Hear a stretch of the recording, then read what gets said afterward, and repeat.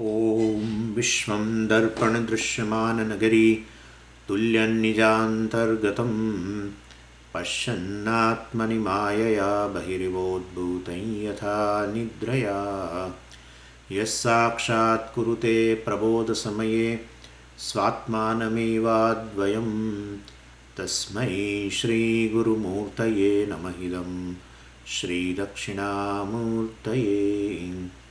बीजस्यान्तर्वाङ्कुरो जगदिदं प्राङ्निर्विकल्पं पुनः मायाकल्पितदेशकालकलना वैचित्रचित्रीकृतं मायावीव विजृम्भयत्यपि महायोगी वयस्वेच्छया तस्मै श्रीगुरुमूर्तये नमः इदं श्रीदक्षिणामूर्तये तस्मै श्रीगुरुमूर्तये नमः इदं श्रीदक्षिणामूर्तये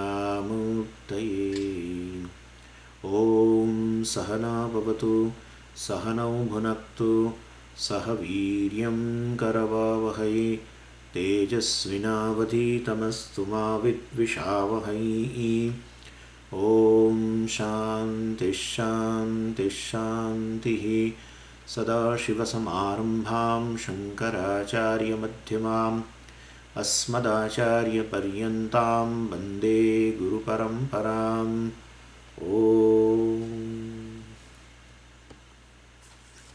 ॐ पार्थाय प्रतिबोधितां भगवता नारायणेन स्वयं व्यासेन ग्रथितां पुराणमुनिना मध्ये महाभारतम् अद्वैतामृतवर्षिणीं भगवतीम् अष्टादशाध्यायिनीम् अम्ब त्वामनुसन्दधामि भगवद्गीते भवद्वेषिणीम् यं ब्रह्मा वरुणेन्द्ररुद्रमरुतः स्तुन्वन्ति दिव्यैस्तवैः वेदैः साङ्गपदक्रमोपनिषदैः गायन्ति यं सामगाः ध्यानावस्थिततद्गतेन मनसा पश्यन्ति यं योगिनः यस्यान्तं न विदुःसुरासुरगणाः देवाय तस्मै नमः देवाय तस्मै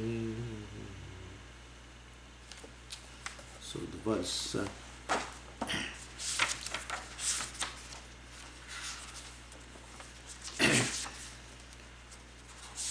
वासांसि जीर्णानि यथा विहाय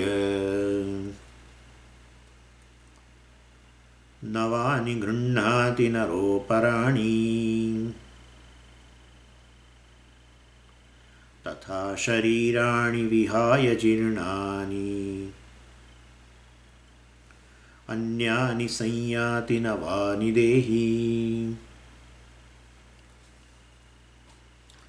So just as a person gives up the old clothes and takes up a new one, so the self, this indweller of the body, also gives up the old body and takes other which are new. So that is what we almost completed the verse. And then the discussion was, yesterday we initiated the discussion that is pertaining to when the person leaves the old body. Well, at that time, what happens? Well, does he see the new cloth or not, new body or not, etc. And how does he leave this old cloth, etc. That was a question.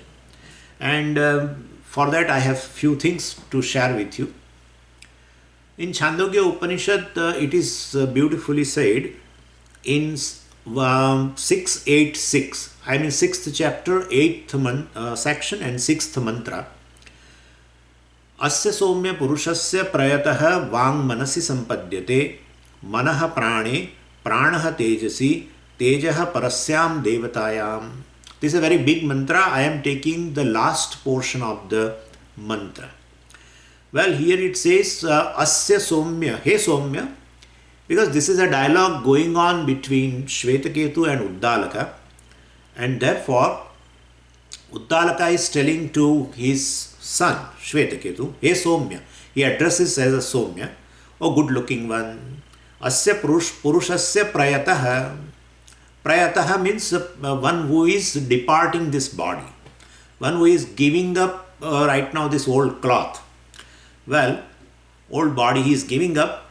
Asya purushasya prayatah means this person who is departing this body. What is happening? Vang manasi sampadyate. The first step. It goes kramasha. I mean, it goes in sequence.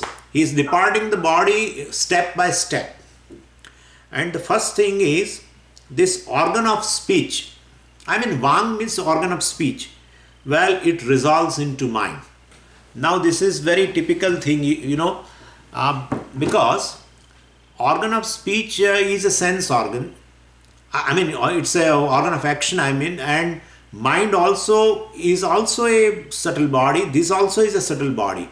And therefore, a subtle body cannot resolve into subtle body. See, what is the rule in Vedanta? What we say is, whatever is effect resolves into the cause. Like pot resolves into clay. Like a ring resolves into gold. Like that it is. And at the time of pralaya, what happens is, this elements also, basic elements resolves. I mean, the Prithvi, the earth resolves into water. Water resolves into the fire. Fire resolves into the air. Air resolves into the space, and space resolves ultimately into the Maya. Well, that is how the whole thing is. And therefore, this particular Vakya in Chandogya, it creates a doubt. That's how it has been discussed in Brahma Sutra. So, Vang Manasi Sampadyate means organ of action called, organ of speech rather, and it resolves into the mind. But there is no cause-effect relationship between a organ of speech and the mind. And therefore, this particular sentence is, we cannot take it, as it is. On a face value, we can't take it. And therefore, it has been resolved there in Brahma Sutra. We are not going into that, but basically activity of the organ of speech resolves into the mind, and that is seen there. That is seen there.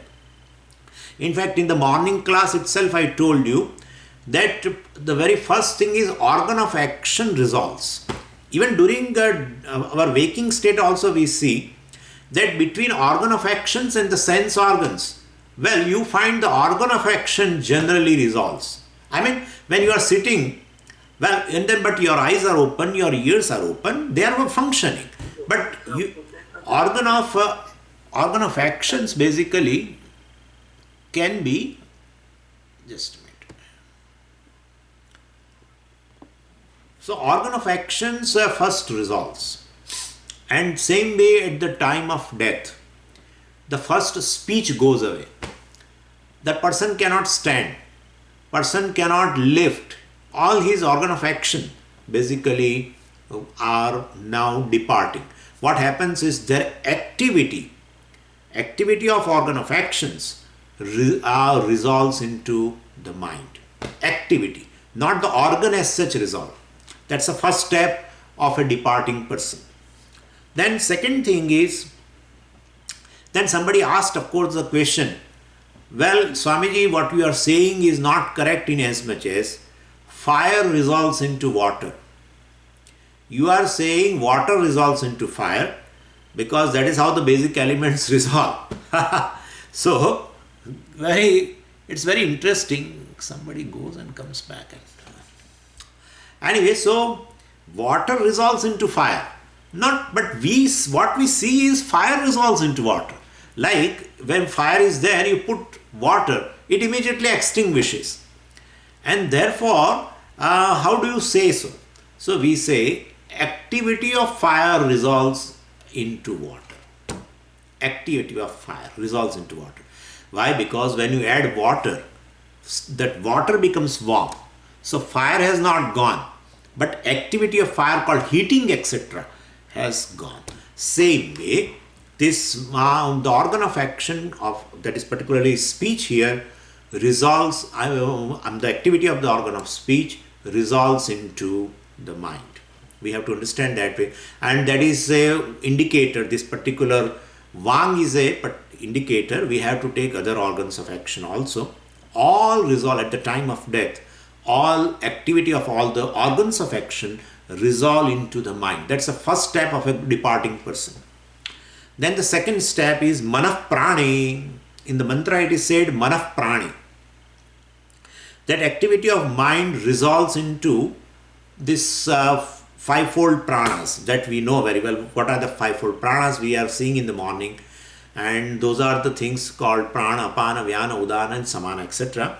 So, the dying person, basically what the person who is dying, his activity of mind now starts resolving into the prana. In as much as earlier, he was able to recognize the people. His eyes were open and he was able to recognize but could not speak. That's the first thing. Slowly now he is not able to listen. He is not able to see. And so activity of even sense organs also has started resolving into the mind. And now mind is still active. But later what happens is his activity of mind also starts subsiding. Means that is resolving into the prana. That is how Upanishad says. Manaha prani. So he is not able to now recognize anybody. The first all indriyas etc. resolve, activity of indriyas etc. resolve, and now activity of mind also resolves. That is how packing has started. So this is how it occurs. And then third thing is pranaha tejasi. Well, that is a very big thing. Prana resolves into fire. That we have to understand little. And what happens is, and in a Chandogya, in Brihadaranyaka Upanishad, we have to go into the Brihadaranyaka Upanishad 4.3.38. Yeah, we are not going right now. We don't bring the book, but I am just giving you the mantra as such. In 4.3.38 it is said, Sarve pranaha imam atmanam abhisamayanti. Sarve pranaha. In Chandogya Upanishad it is said, prana resolves into the fire element. In Brihadaranyaka Upanishad it is said, all the pranas resolve into Atma, that is Jiva. Resolves into Atma. They are, the activity of prana etc. are folding up now and all are approaching towards the Jiva. Where is the Jiva residing? Well, it is in the heart. So, the prana in which the activity of mind has resolved, the mind in which all the activity of sense organs are resolved, well, they are slowly approaching towards now the heart where the Jiva is residing. This is how it is there. That is how Brihadaranyaka Upanishad says, Sarve pranaha.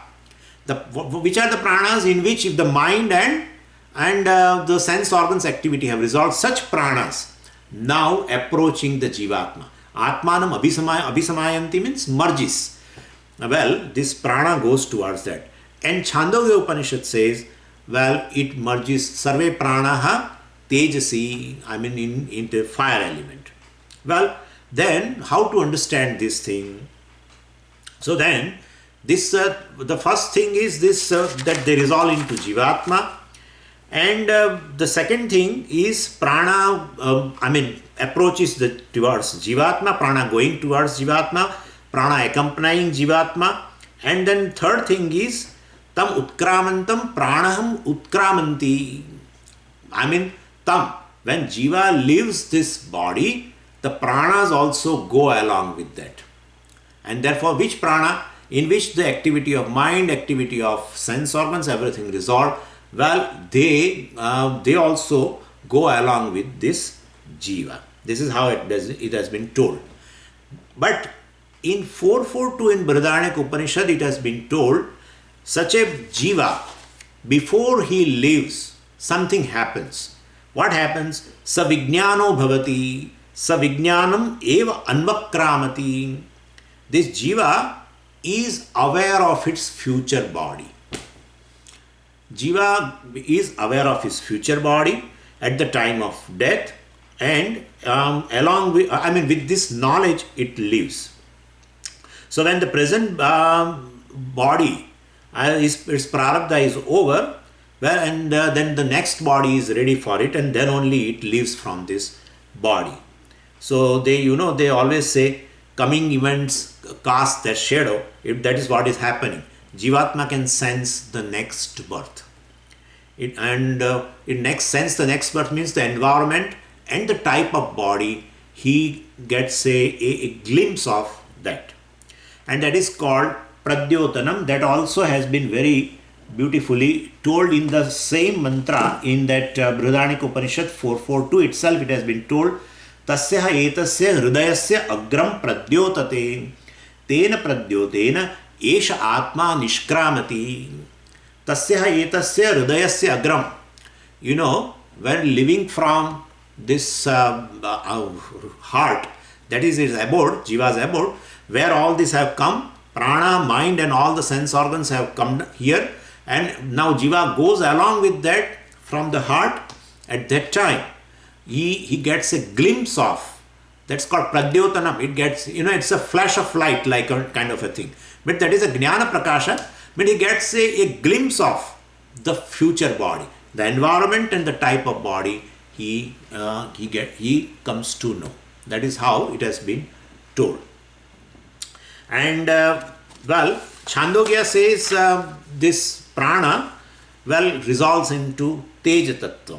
That also we can understand very well, because basically it has been told prana while going, prana goes to the Jivatma with all these things. Then when then Jiva is surrounded by this, the Sthula Mahabhutas that's a raw material for the next body. It is surrounded by the Sukshma Amsha of the gross elements, and he is surrounded by, Jiva is surrounded by that, and then he lives. And at that time when he is living, when he comes out of his abode called Hridayam, he gets just a glimpse of knowledge, a flash of knowledge, in which he sees the next body. That's how Upanishad describes, the environment where he is going, what type of body, etc. Everything is, he gains this knowledge. And therefore, when he is surrounded by definitely this elements, gross elements, but very subtle part of gross elements, and that's a raw material for the next body. And then of course there is a large description.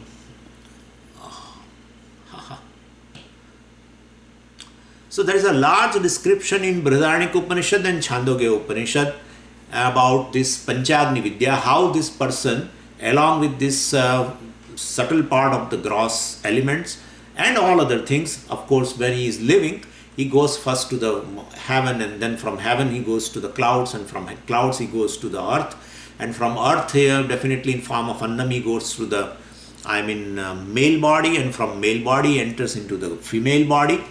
And when in female body, when he enters, those gross elements which he was surrounded, the subtle part of the gross elements by which the Jiva was surrounded, that raw material brings out a new body in the womb of a mother, and then he takes a birth. That is how the whole sequence is, and that is what has been described. And the last part is the so pranaha tejasi, the prana resolves into the fire. By fire we have to understand basic elements, and that basic elements in a subtle form they surround to the this person, the Jiva, and with that he lives. And then he passes through the 5 fires, Panchagni, and then ultimately the subtle form of this gross elements, in the womb of a mother, transforms into a gross body. And that is how the person gets a new body. But he gets a glimpse before he leaves this body. And that's how he gets a glimpse of a new cloth before he leaves out this old body, that's old cloth, etc. This is just for your knowledge. And the last part is Tejaha Parasyam Devatayam. That also is easy to understand. Tejaha means along this, the Jiva who is surrounded by this subtle form of a gross body, before he leaves, he takes some rest. And that also is very beautifully told. Tejaha Parasyam Deta means Jiva resolves into Brahman, Parasyam Devata means Paradevata. Paradevata means Paramatma. So this Jiva, before leaving this heart, his abode, his residence, well, everything has come now. All the packing material, everything is ready, but he is tired because of pulling down all the senses and everything. And so he's tired, and therefore he takes some rest. He resolves into a Brahman for time being. Well, and it is like exactly like a Sushupti. When the Jiva, after getting tired, doing lot of activity, resolves into Brahman for a time being. But since that's how the question is, suppose if Jiva merges into Brahman or Paramatma, why do we need a knowledge? Because then the moksha should be there. That is what we are trying to understand, that Jiva, there is no distance between Jiva and Brahman. Jiva Brahma Aikyam we are trying to know. Ignorance is a distance between the them. And well, in Sushupti you merge into Brahman. Well, then there is no knowledge required. Well, once you get a Sushupti, when you get up, you are definitely basically a Mukta Purusha. But that doesn't happen because Jiva has gone as an individual. Well, Karana Shariram also is there, we have not mentioned. But Karana Shariram is there, Pranas are there, the senses are there, everything is there, and his old Vasanas are there, and that the subtle form of gross elements are there, and therefore everything is there. With all this packing material, he resolves into a Brahman for a time being at the time of death, like Sushupti. And well, just as the sleep varies from person to person, if some person sleep for 3 hours, some person sleeps for 5 hours, and so as the sleep varies from person to person, here also this merging into this Brahman varies from Jiva to Jiva. But Swamiji, by the time they will put on a fire, then what will happen? Jiva will burn. No, that Jiva will not burn. That will come later. Of course, in the next verse itself it is coming. Jiva won't burn. Jiva is so subtle and it will not burn. It will definitely leave the body. Or before that also it can leave. Before they put it on the fire, he can leave this body. But for a time being, it resolves into Brahman, exactly like a sleep. So we have to understand this. And that has been indicated by this Chandogya mantra, Tejaha Parasyam Devatayam. Tejaha means this fire element, means along with all this Jiva and everything. And by word Tejaha, we have to understand not one element, we have to understand all the 5 elements. That's called Upalakshana. That's an indicator of all the 5 elements. So Tejaha Parasyam Devatayam, it resolves into Brahman temporarily. It's a temporary merger, like a sleep, not a permanent merger. If it merges permanently, well, it becomes he is a Videha Mukta. Then there is no question of getting knowledge, etc. There is no need. What we require is we have to wait for the death. Then only we automatically resolve into Brahman. But that doesn't happen. So because the Karana Shariram is there and all these things are there, and therefore he resolves as an individual into that and comes out also as an individual. And lastly, when he comes out, well, he gets that Pradyotana, means a flash of knowledge in which he is seeing the next body. That's correct. But then there are 101 routes to go out of this body.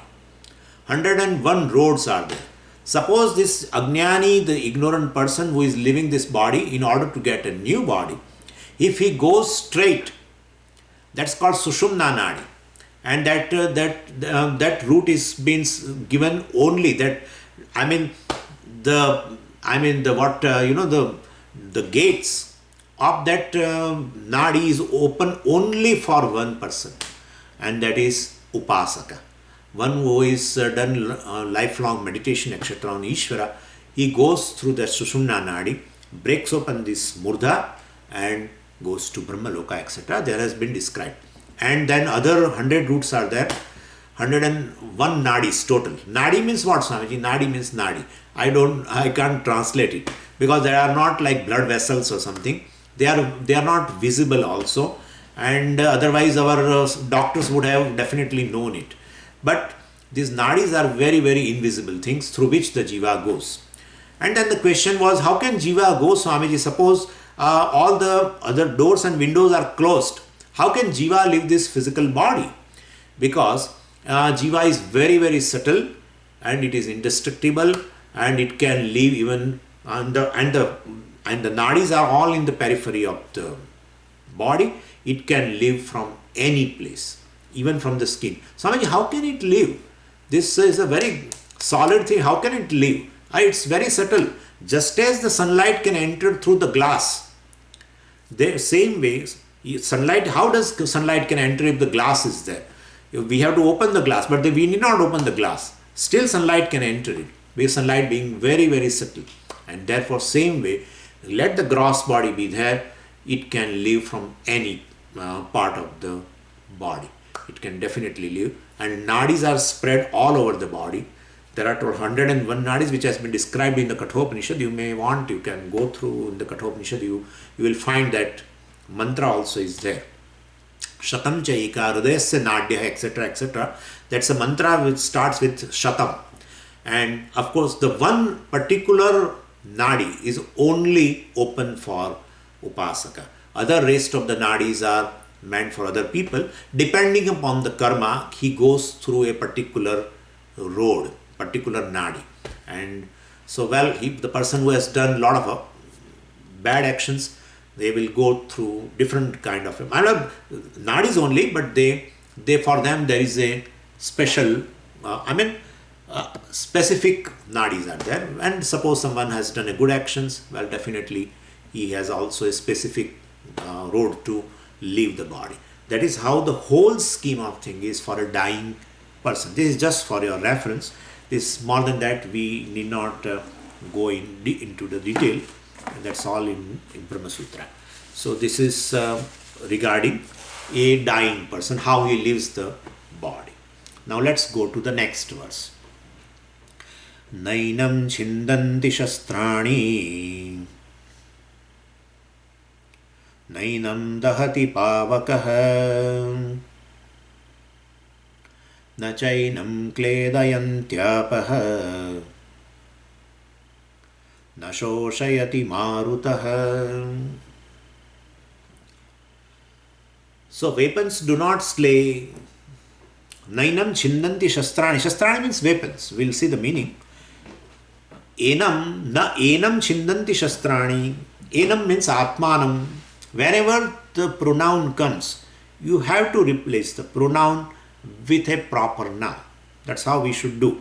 In order to understand any verse, wherever the pronoun comes, replace the pronoun with a proper noun. But which noun we have to use? See the discussion. What is under discussion? Discussion is Atma. Then accordingly you put that word, Atma. But then we should see the Vibhakti at least. If it is in a second case, we have to put the second case of word Atma. And that is, Atman is a word basically, Nakarantaha Pullingaha. So it's a Nakaranta word and it is a Pullinga word. And then Dvitiya Vibhakti Ekvachanam is Atmanam. Because Enam is Dvitiya Vibhakti Ekvachanam. And therefore,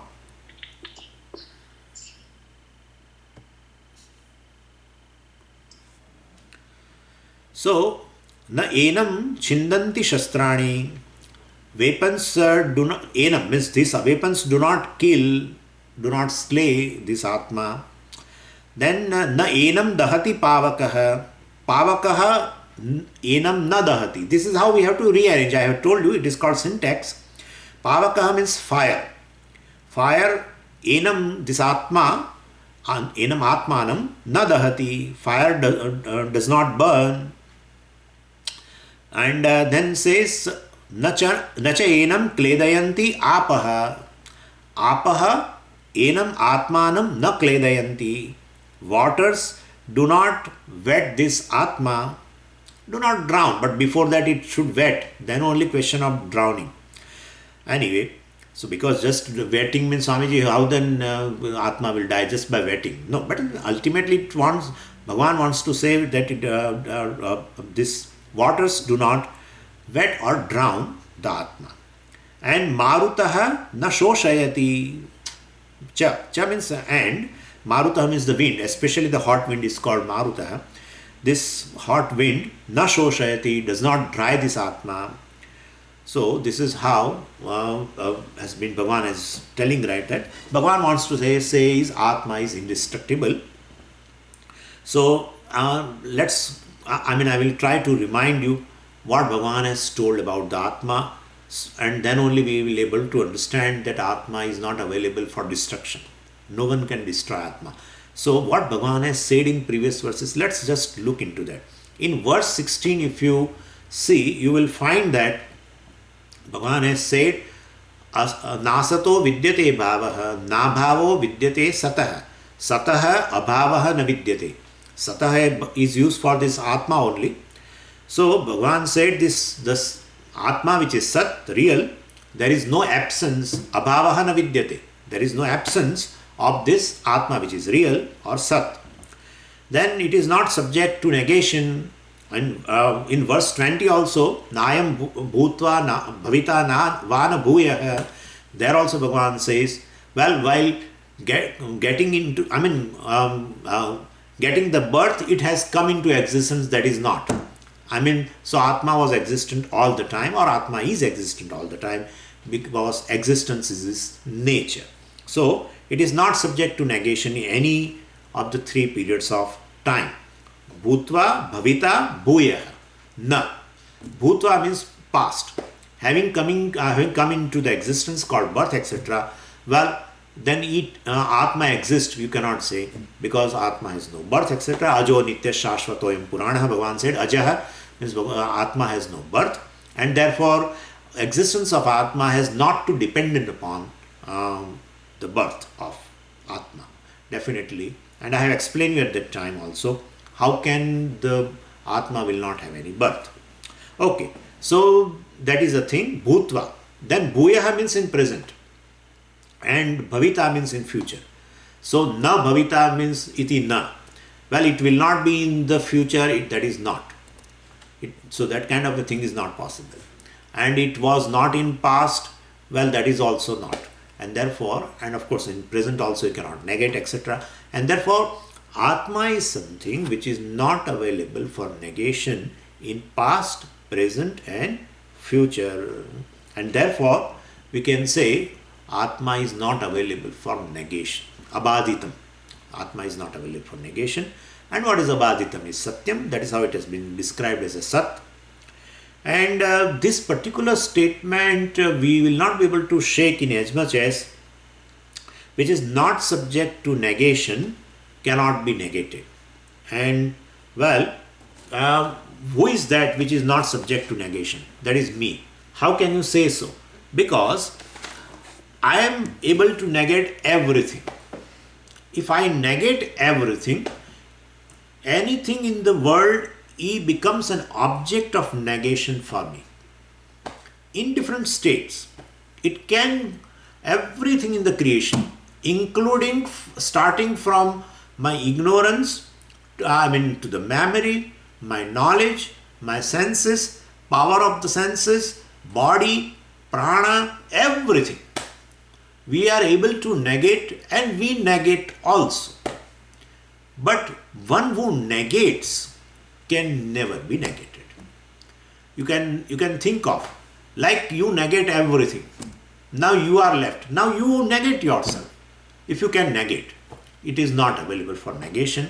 So very person doing the negation, if you are trying to negate, well, it will not be possible. So you find that it is impossible to negate yourself.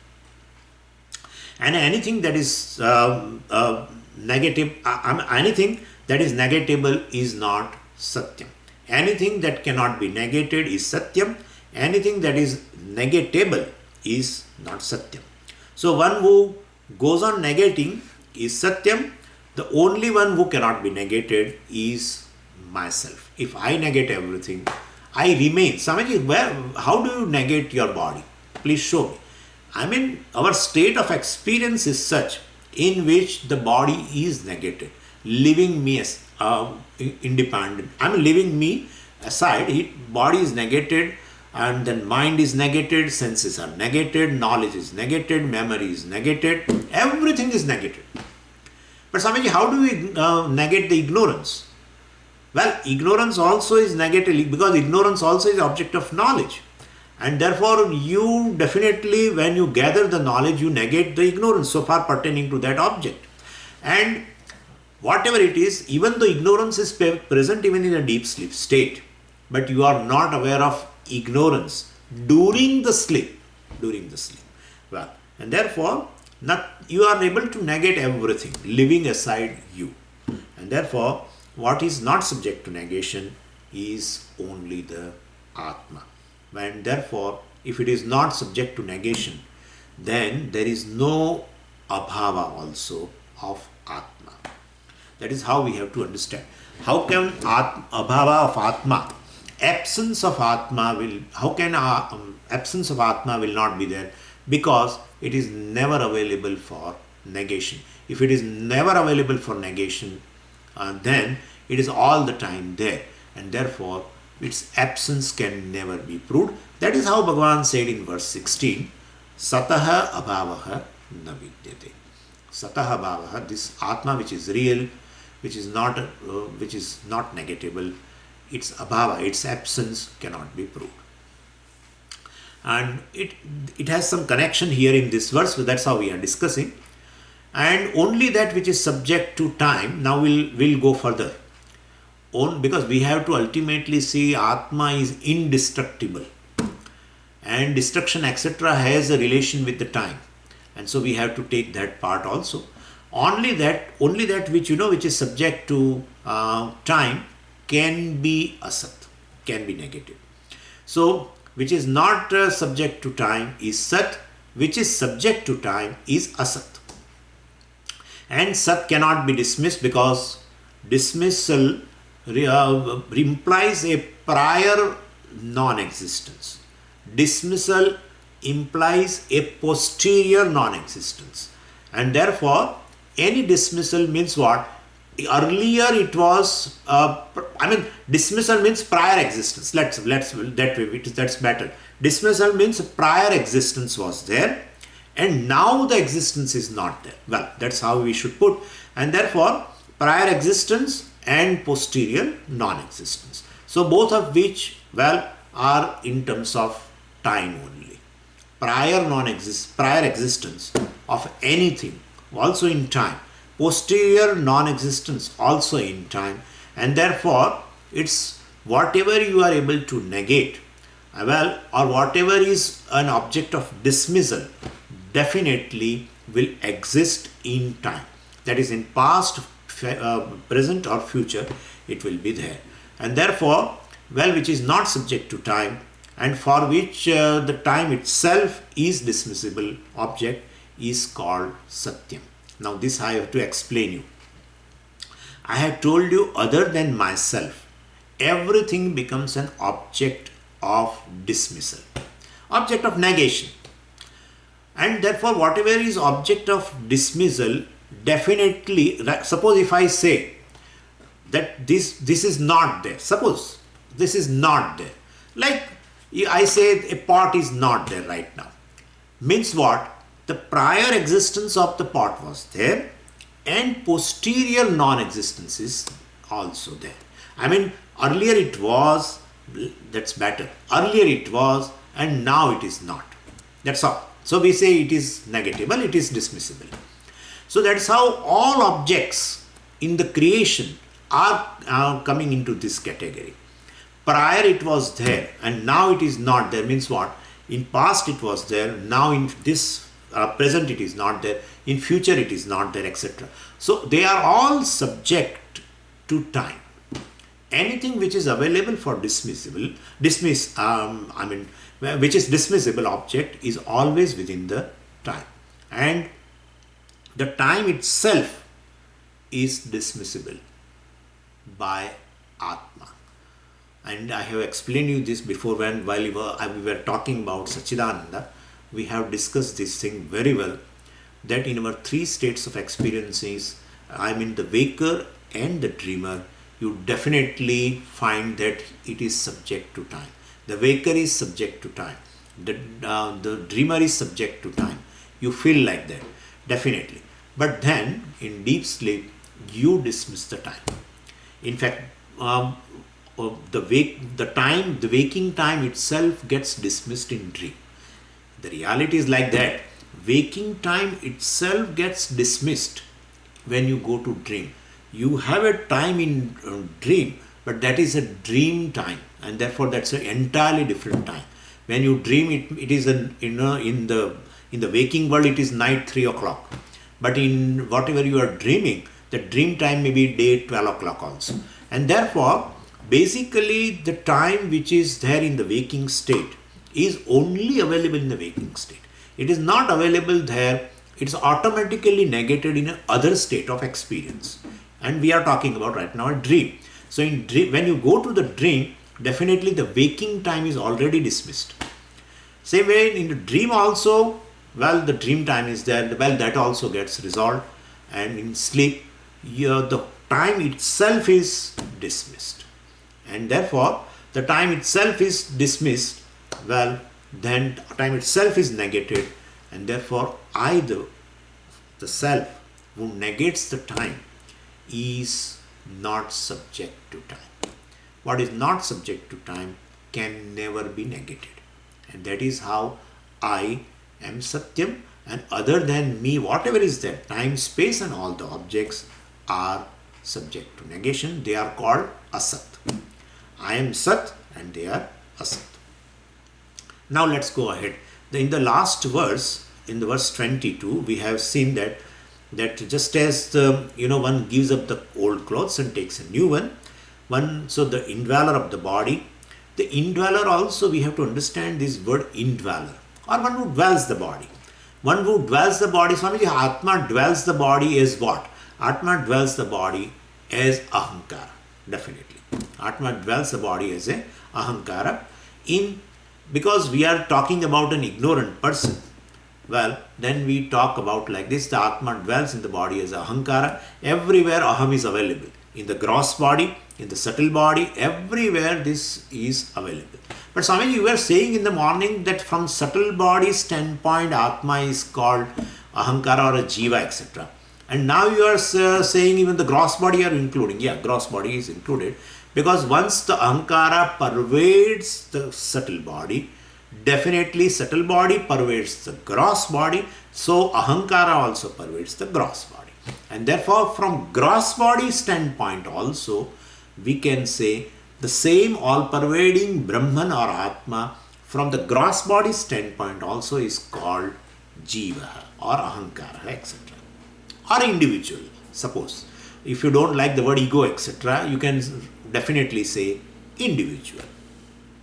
Whenever an individual comes in your mind, definitely one particular form of a gross body and everything else which is inside also comes.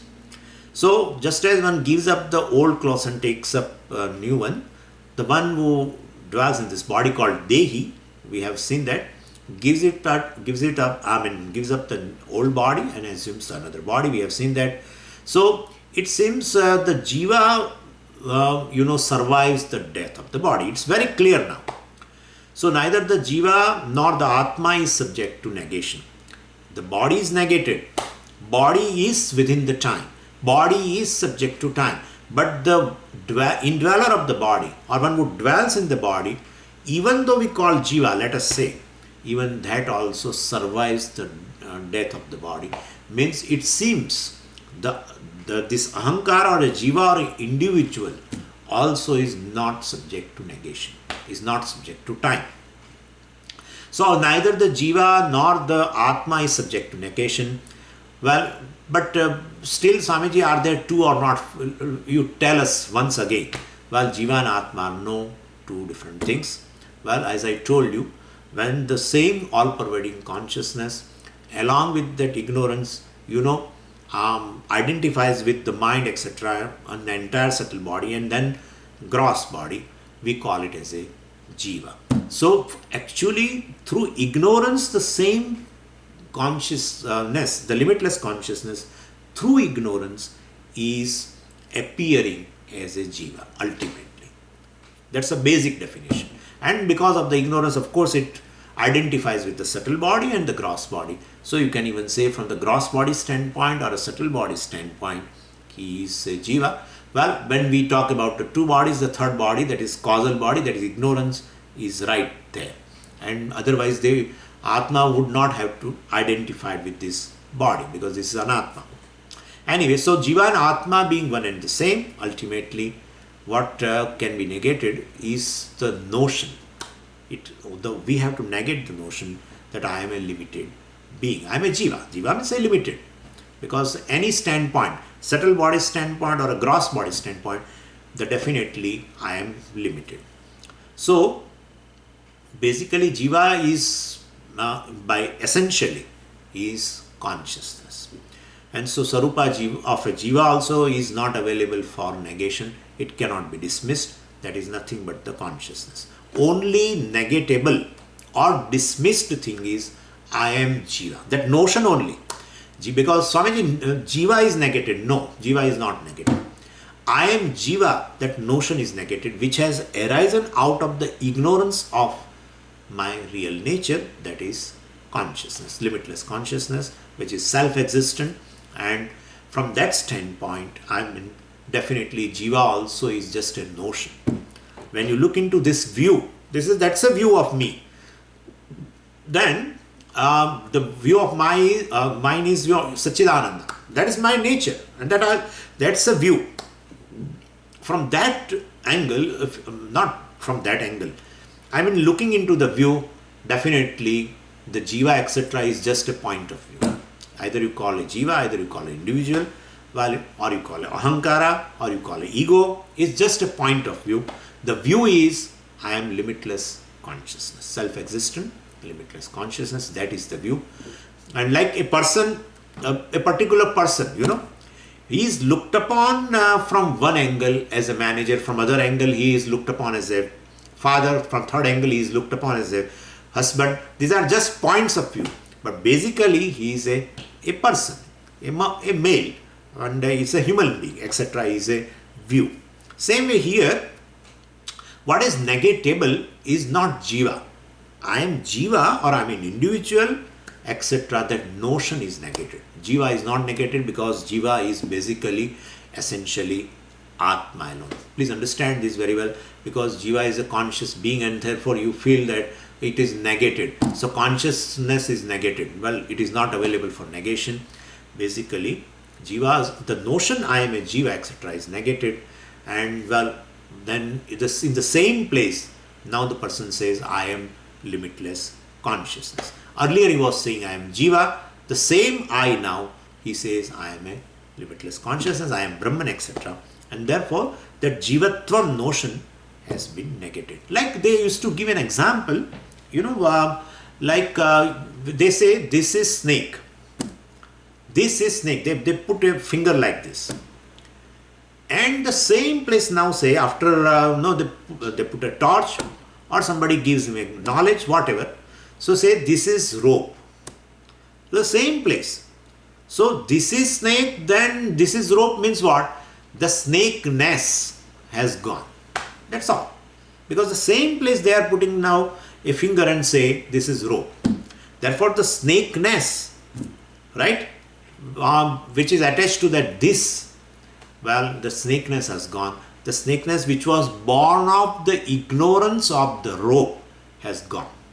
The snakeness notion born of the ignorance of the rope has gone. This is how we have to understand. So same way I am Jiva. Then Jiva is negated means what? Well, the Jivatvam, the notion born of the ignorance of the I, that is real self, has gone. Because it is born of ignorance. Now due to knowledge, well, the notion has been dropped, and now I just say I am Brahman. So same I is looked upon now as a limitless consciousness. And that is how we have to understand. So, what I am saying is the self is not available for negation, not available for dismissal. Any object which is within time is today, tomorrow available for dismissal, because within time, it is subject to time. And what is not subject to time cannot be negated, cannot be dismissed, means it cannot be destroyed. That's all I mean. It cannot be destroyed. And therefore, the self is indestructible. Well, the same point, so Bhagavan has made, Atma, so we can say here, Atma is not an object of any act of destruction. If I can give you one more reference where Bhagavan said very clearly Atma is indestructible, and that is, Nayam Hanti Na Hanyate. Bhagavan said in verse 19 also, he said that. So, Anayam Hanti Na Hanyate means Atma is not even a performer of a killing action. Atma does not become an object of a killing action of anybody also. And therefore, if Atma cannot be killed, well, definitely Atma is indestructible. Now, keeping all these views in our mind, in the present verse, Bhagavan mentions a few methods of destruction and ultimately says, well, Atma is not available for destruction. Atma does not get destroyed, and therefore we have to apply the same rule which yesterday I told you. I have called you the Anuvritti. We have to take that thing. If Atma cannot be destroyed, Arjuna, you should not grieve for Bhishma or etc. That's what it means ultimately. Anyway, so Bhagavan mentioned here a few methods of destruction, none of which affects the Atma. Out of these 4 or 5 methods of destruction, any method you employ for destroying Atma, well, still Atma is not available for destruction. And what are the reasons, that we'll see later. But first, what Bhagavan said we should know. First, he says, he talks about the weapons. Very simple. Weapons can destroy anything. We know very well. So he talks about that weapons only. So, and then later he enumerates the other elements also. Now, weapons are of 2 types. And one kind of a weapon by which you destroy something, you kill somebody, etc. You keep in a hand itself and destroy a object of destruction. Any object you destroy, keeping the weapon in hand. And they are called, basically, they are called astram. Astram means as dhatu. As dhatu means shastram. Shastram is which you keep in hand. And astram means which you throw. So shastram and astram, there are 2 types of weapons. And if you want an example, of course, we can give an example like a bullet or an arrow or even a rock. Sometimes a rock kills a person. So they are the one come in a category of astra, in which you throw that in order to kill. And there are other kinds of weapons which you keep in hand and kill. Well, they are like a stick and hammer and etc. etc. Sword also. Well, you keep it in hand and you kill something. You destroy something, So this is, you kill means you are not going to do, this is just we say for the sake of your discussion in a dialogue we say. I know that you don't kill anybody.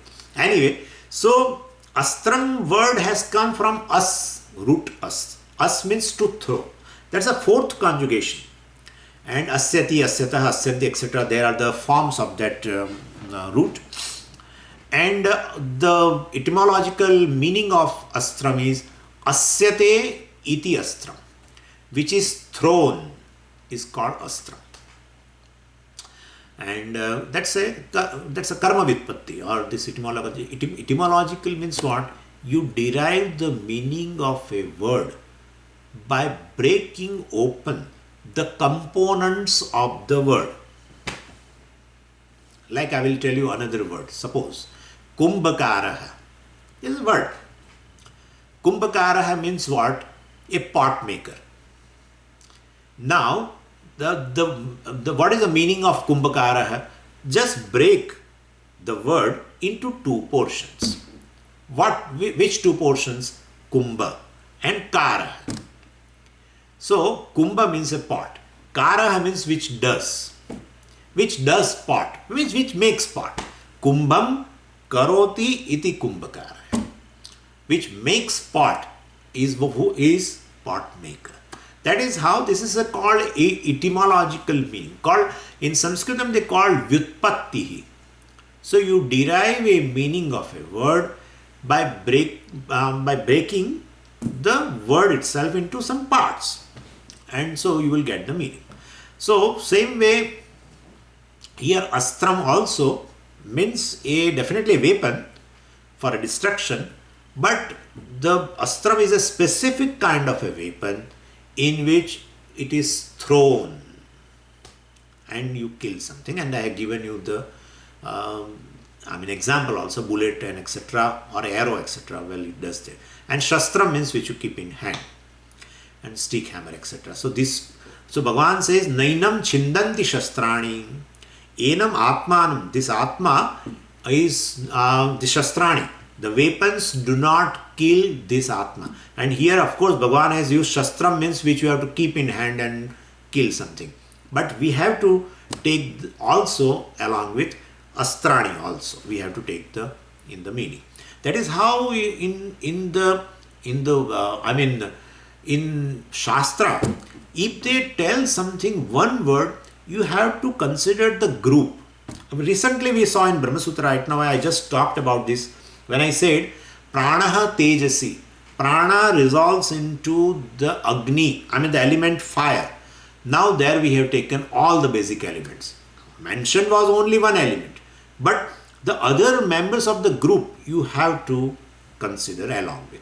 Same way here shastrani has been told, means the weapons which you keep in hand, but also you have to take astrani also along with. Astrani enam atmanam na chindanti, they do not kill. Nainam dahati pavakaha.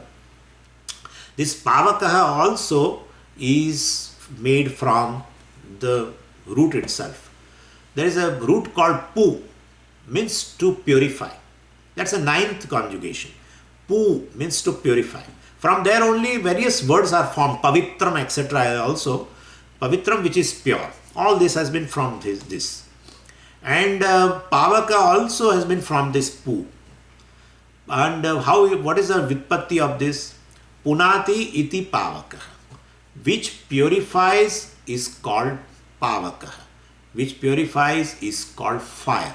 Fire is something which purifies everything. Whatever you put on a fire, definitely in fact, in order to purify, we always use fire. We always use fire. So this is how it is. Even you boil water in order to make it free from impurity, from germs, etc. So generally it has been used for that. So pavaka means agni. So na enam dahati, pavakaha means this fire do not burn. Fire does not burn, rather fire does not burn this atma. Nacha enam kledayanti apaha. Apaha means waters, because somehow for water we have a plural word. Jalam of course is there, but this apaha is a plural word and it is always used by default in plural. And that's how if you want to translate, you have to write waters. There is no way out. But we should understand, because we have never used in our language, in English we have never used the waters, bring waters. We never use. So therefore, but since it is a plural, by default it is a plural word, there is no singular form etc. We will have to take that way. So waters do not wet this atma. Well, if it doesn't wet, where is the question of drowning it? Once the atma gets drowned, or you drown that atma, then it gets killed. But no, when atma is not available for making it wet itself, much less a subtle body is available for making it wet. Subtle body also cannot be burnt. Subtle body also cannot be made wet.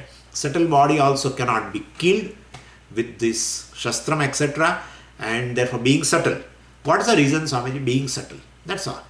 I told you also, well, if the person is living and departing from this body, he can go from even this skin itself, because these nadis are all around in the body. They are pervaded in the body.